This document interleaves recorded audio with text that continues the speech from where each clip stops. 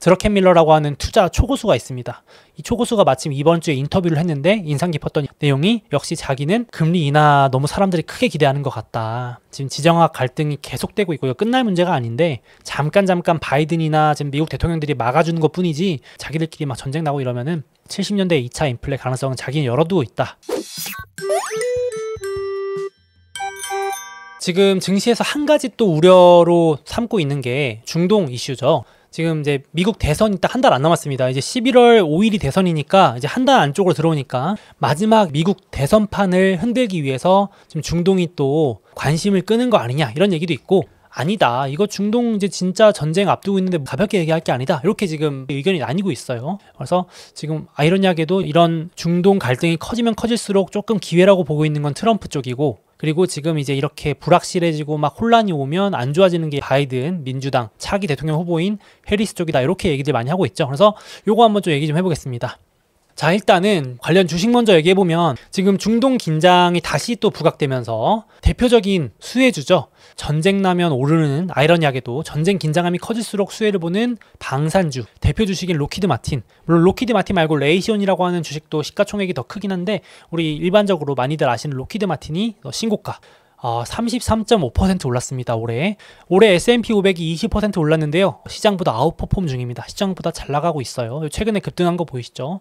또 이제 중동에 뭐가 많습니까? 에너지가 많죠. 그러니까 이제 중동에서 서로 무기 쏘고 하다 보면은 막 에너지 보관 시설 이런데 석유 시설을 폭파하면서 막 유가가 급등하고 할 수 있기 때문에 에너지 공급에 문제가 생길 수 있기 때문에 오르는 주식들이 에너지 관련주입니다. 그래서 대표적으로 엑소모빌도 신고가 뚫어버립니다. 최근에 박스권 좀 조정받다가 한 번에 참 이렇게 이런 방산주나 이런 것들은 한 번에 급등해요. 그래서 이게 남의 나라 얘기가 아닌 게 대한민국도 휴전국이잖아요. 분단국가고. 그래서 한국에도 방산주들이 많은데 그래서 방산주 빠질 때마다 사 모으시는 분도 있어요. 왜냐면 한 번씩 북한에서 뭐 이렇게 미사일 쏜다고 협박을 하거나 막 그런 것들 많잖아요. 한 번씩 1년에 한 번씩 막 그러면은 그때 막 방산주들이 급등을 합니다. 그날 매도하고 나오세요. 그러니까 그걸로만 주식 투자하시는 분들도 제가 봤어요. 진짜로. 실제로 제가 회사 다닐 때 옆에 이제 과장님은 그 방산주들 한국에 몇 개 대표적인 거 있어요. 막 북한의 김정은이 미사일 한번 바다에 쐈다 그러면 바로 그냥 상한가 치는 종목이 있는데 그거 그냥 딱 매도 상한가에 걸어놓고 1년에 한두 번 그렇게 그냥 수익 내고 나오고 그 외에는 주식 투자 안 하셔요. 진짜 신기하죠. 그런 방법도 있다.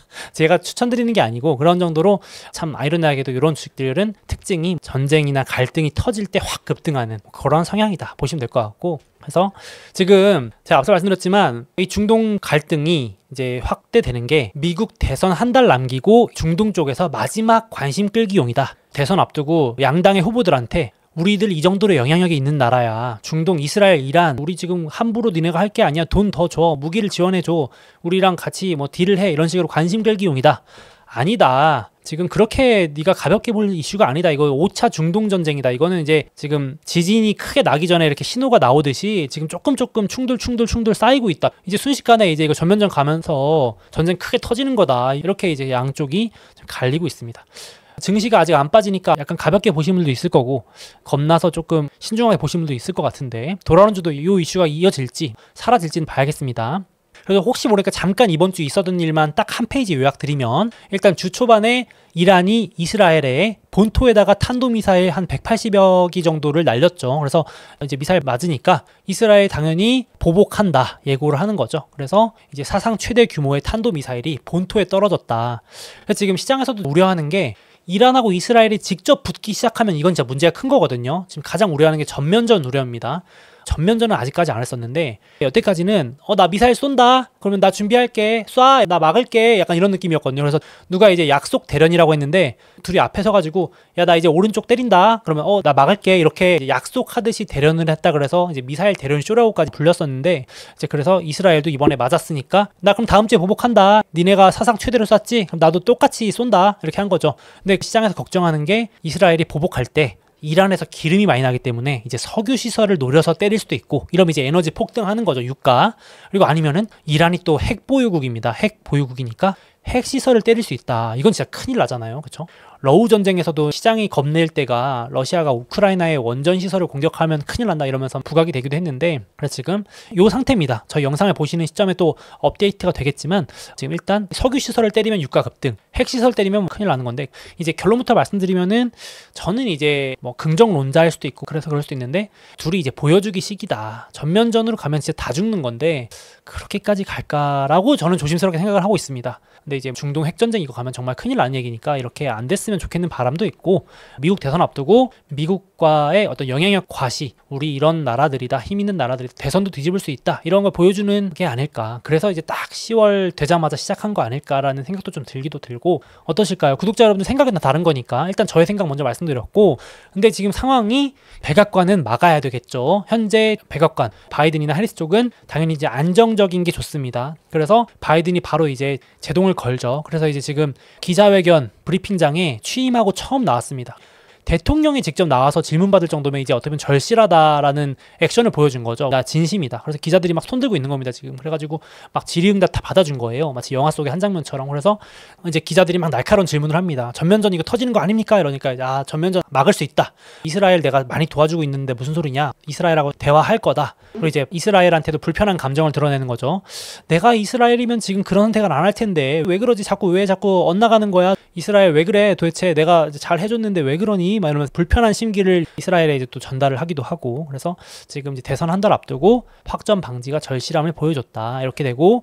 자, 이제 반대로 이 트럼프 입장에서는 바로 뭐라 그러면은, 자, 망설이지 마 이스라엘아, 이란의 핵부터 때려 라는 겁니다. 그래서 트럼프가 실제로 뭐라 그러면은 핵시설부터 때리고 나머지는 나중에 걱정해라. 천사 악마가 이렇게 양쪽에서 부추기는 것 같습니다. 이스라엘의 귀에다 속삭이면서 왼쪽 오른쪽에서 야 그러지 마, 한 달만 참아, 이게 있고, 한쪽에서는 야 일단 때려 너 지금 열받았잖아, 핵시설부터 때리고 그 이후의 일은 나중에 걱정해라 그러면서 일단 저질러.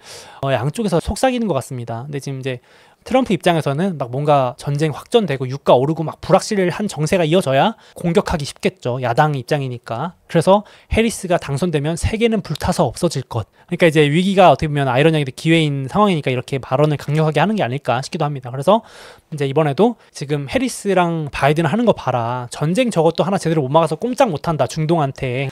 내가 대통령이었을 때는 이란을 완전히 통제해서 이란이 꼼짝도 못했다. 그러니까 뭐 팩트이긴 합니다. 이 트럼프 행정부 때는 중동 쪽이 상대적으로 조용했었던 편이니까 중동이랑 트럼프 쪽이랑 친하기도 하고 어쨌든 통제든 협상이든 잘했던 거니까 이제 그렇게 자신 있게 말하는 거고요. 그래서 이제 이대로 해리스 대통령 되면 3차 세계대전 터진다, 계속 겁을 주는 겁니다. 이제 유권자분들한테 이렇게 이런 설득을 하시는 거죠. 그래서 지금 이런 구도가 이어지고 있는데, 중동 전쟁이 그래서 확전되느냐 아니냐가 대선표에 실제로 영향을 준다고 생각하기 때문에 절실한 상황입니다, 양쪽 다. 그래서 실제로 이런 기사도 나오는 거예요. 지금 키를 쥐고 있는 이스라엘이 어떻게 보복하느냐에 따라서 지금 중동뿐만 아니라 미국 대선이 결정된다는 얘기가 나올 정도니까 요 기사 나옵니다. 지금 이스라엘 총리가 미국 정치인보다도 이 워싱턴의 게임을 잘 안다, 룰을 잘 안다.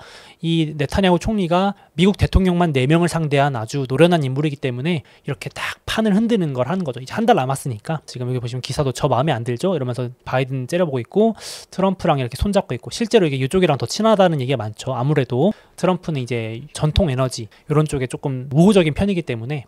그래서 네타냐후, 그러니까 이스라엘 총리가 지금 막 보복을 더 강력하게 하면 할수록 이쪽으로 표가 기운다는 분석도 나오면서 이런 우려를 하는 거죠. 그래서 저는 이제 요게 확전이나 전면전을 노린 것보다는 영향력을 과시하는 어떤 단기 조정 명분 정도 되지 않을까 싶은데, 이거 제가 함부로 단언하기 어렵습니다만은 큰 그림을 그냥 조금 생각해 봤을 때는 대선 전까지 조성 재료 정도가 되지 않을까. 어떻게 보시나요? 일단 저는 그렇게 생각을 합니다. 그래서 여기까지 보여드렸고, 뭐 너는 그렇게 겁이 없냐, 중동전쟁 날 수도 있지, 어떻게 확신하느냐, 뭐 이렇게 하실 수 있는데, 이게 진짜 공교롭게도요 3개월마다 이 지정학 갈등이 갑자기 수면 위로 올라옵니다. 이게 웃긴데 올해 4월 달에 유가가 급등한 적이 있었는데, 그때도 이란이 이스라엘의 첫 본토로 막 폭격을 했다 그래서 제가 날짜까지 적어놨죠. 4월 13일 이때가 유가 폭등, 증시 급락. 그리고 7월 달, 그로부터 3개월 있다가 갑자기 이제 이란에서 하마스라는 무장단체 1인자가 피살되는 사건이 나왔는데, 뭐 이런 주요 이슈가 있었는데 그때 유가 급등, 중동 이슈가 불거집니다. 7월 30일. 그래서 4월에 증시 조정, 7월에 증시 조정 받습니다. 중동 이슈를 핑계로. 증시는 정확하게 반대로 갔어요. 기름하고 같이. 유가입니다. 그리고 이제 최근에 유가 빠지다가 갑자기 이제 이란, 이스라엘 본토 폭격한다, 보복한다 그러니까 유가가 급등합니다. 그러면서 진짜 공교롭게도 4월, 7월, 10월 3개월마다 이때 증시가 조정을 받고 빅테크 성장주들이 좀 빠져주고 가치주, 에너지, 방산주들이 올라갑니다.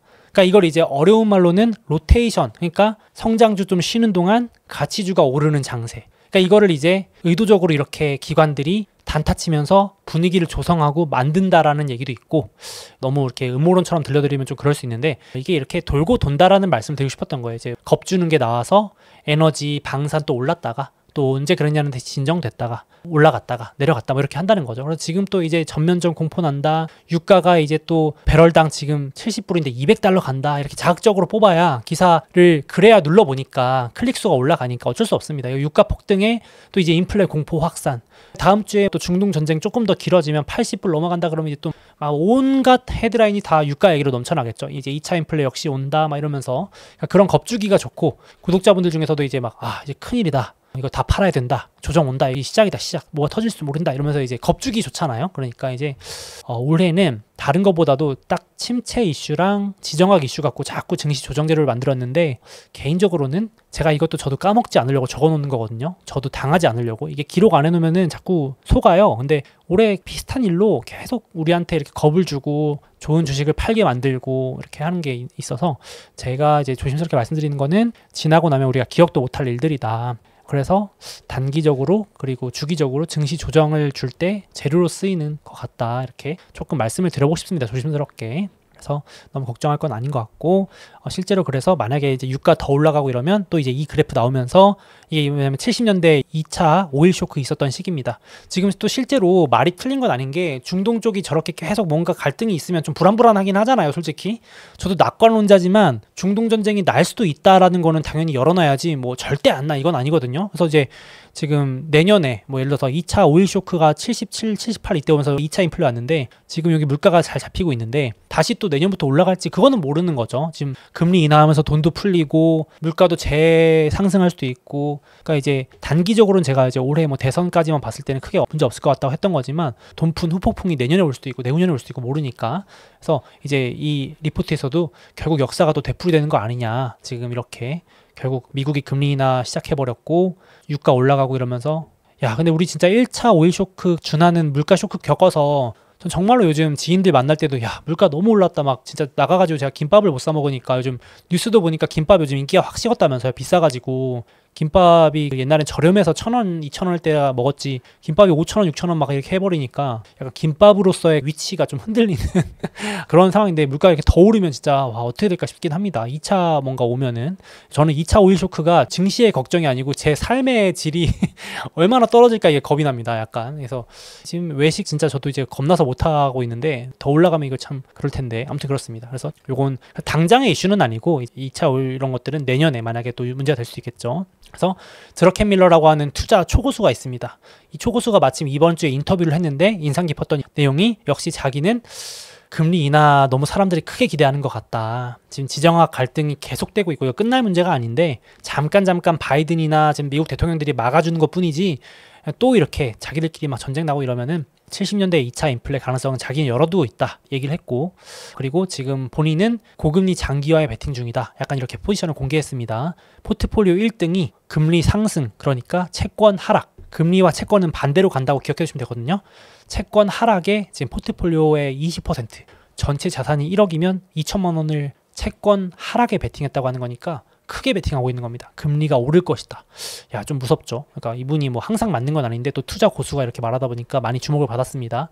이런 좀 약간 거물들은 인플레가 한 번에 안 끝난다에 또 베팅을 하고 있어가지고 또 한번 참고는 하실 필요가 있을 것 같아요. 그래서 자, 만약에 장기적으로, 중장기적으로 지정학 갈등 이슈에 좀 대비하고 싶다, 이런 일 터질 때마다 나는 좀 짜증난다 하시는 분들은 방산주라든지 여기 정리되어 있는 로키드 마틴, 레이시온, 머리 아프다 하시는 분들은 ETF, 대표 방산 ETF 이런 거 그냥 사 모으시면 되고, 실제로 미국의 국방 예산이 1,000조 원을 넘는다 그래서 천조국이죠, 미국이. 그리고 미국은 전쟁 나면 아이러니하게도 무기 팔아서 돈 버는 기업들이 엄청 많기 때문에 우상향하는 대표 업종이 방산주이기도 합니다. 아이러니하게도 뭐 전쟁이 나는 게 좋은 건 아니지만 윤리적인 걸 떠나서. 그래서 방산 ETF도 있고, 에너지 기업들도 유가, 가스 상승 이런 거에 수혜를 받는 기업들이고, 금 같은 것도 요즘 신고가 뚫고 있죠. 그래서 이렇게 지정학 갈등 관련주로 넣어놨으니까 한번 참고하시면 될 것 같아요. 일부 자산 배분도 나쁘지 그러진 않은데 이렇게 막 재밌는 주식들은 아닙니다. 이렇게 뭐 우리 구독자 여러분들이 공부하고 이럴 주식이라기보다는 이런 세계 국제 정세에 관심 많으신 분들은 오히려 이런 투자 좋아하시죠. 이렇게 보시면 되겠습니다. 그래서 지금 대선 전에 제가 말씀드렸지만 4월, 7월, 10월 이런 식으로 주기적으로 단기 불확실성도 확대되고 마침 대선 한 달 남았으니까 이제 점점점 예민하게 뉴스가 다뤄지겠죠. 막 트럼프 발언도 세지고 바이든 해리스 발언도 세질 테고 중동 쪽도 뭔가 막 공격적으로 발언하겠죠. 이란하고 이스라엘 서로 그 스피커들이 막 핵도 때릴 수 있다, 막 검토 중이다, 전면전 나올 수 있다, 막 이러면서 막 겁을 주는 헤드라인이 나올 테니까 그런 조정이 나오면 이거 기억하셨다가 대선 끝나면 싹 사라질 이슈가 아닐까 생각해 보신다면 또 기회로 보셔도 나쁘지 않지 않을까. 제 개인적인 의견입니다. 여기까지는 그렇게 보시면 좋겠습니다. 그래서 최근에 상대적으로 빅테크도 부진하고 성장주 쉬고 있는데 최근에는 저렇게 지정학 갈등 핑계로 에너지, 방산 이쪽으로 돈이 좀 몰려가고 있다. 그래서 우리 관심 많으신 빅테크는 조금 재미없는 상황이다. 이 정도 보시면 되겠습니다. 로테이션 장세다, 순환매 장세다 이렇게 보시면 되겠습니다. 자, 그래서 지금 대선 전에 지금 빅테크들 올해 순위가 제가 한번 이제 순위를 매기는데 이제 엔비디아도 박스권이고요. 엔비디아가 상반기 고점을 아직도 못 들고 있죠. 그러니까 엔비디아 재미없으니까 구독자 여러분들도 많이 좀 심심하신 상황이고 메타 정도만 고점 뚫고 조용히 올라가고 있고 나머지 빅테크들도 다 재미가 없습니다. 그래서 심지어 지금 순위권이 다 밀렸어요. 여기 보시면 이 순위가 뭘 의미하냐면 S&P 500여 개 종목 중에서 올해 수익률의 순위인데요. 제가 랭킹 체크를 하는데 엔비디아는 올해 순위 2등, 메타 11등 잘 나가죠. 올해 엔비디아 메타만 잘하고 나머지들은 조금 100위권 바뀌니까 상반기에만 해도 여러분 기억나시나요? 상반기의 키워드 매그니피센트 7이었습니다. 무려 빅7이었는데 지금 이제 빅7 얘기 쏙 들어갔죠. 매그니피센트 7이라는 단어 쏙 들어갔습니다. 아무도 안 쓰죠 지금. 왜냐면 이제 다른 기업들이 많이 올라오는 사이에 좀 쉬어가지고 그렇습니다. 근데 또 이제 돌고 돈다고 말씀드렸으니까 다시 또 빅테크 차례가 오고 이러더라고요. 그래서 빅테크 부진할 때나 조정받을 때 또 관심 있으신 분들 모아놓으셔도 되고, 아 나는 지정학 갈등 더 오래 갈 것 같습니다, 인플레 또 올 것 같아요 하시는 분들은 이런 것들 이제 비중 확대하시면 되겠죠. 이렇게 참고하시면 되겠습니다. 자, 다음으로 드디어 미국 금리 인하 사이클이 시작됐습니다. 제가 계산해보니까 무려 2년 6개월 만인데요. 2022년 3월부터 2024년 9월까지 이 금리 인상 사이클이었고, 이제 금리가 내려오기 시작하는, 여기 제가 이제 보여드린 그림에 따르면 요 구간, 금리 인하에 해당하는 구간인데요. 이제 아무래도 가장 우리 투자자 관점에서 궁금한 거는 금리 인하 이런 사이클에는 어떤 주식을 얼마만큼 사는 게 좋을까, 이런 것들이 궁금하실 것 같습니다. 그래서 그런 구독자분들이 가장 궁금해하실 만한 것들을 담아놓은 게 제가 올해 출시한 소몽의 미국 주식 마스터 클래스고요. 그리고 또 중간중간에 요즘 또 경기 둔화 우려, 중간중간 변동성도 커지는 구간인데 이게 지금 증시가 조정을 받고 있는지 진짜 위기가 시작되는 건지 이런 것들을 스스로 구분하고 싶을 때가 있으실 겁니다.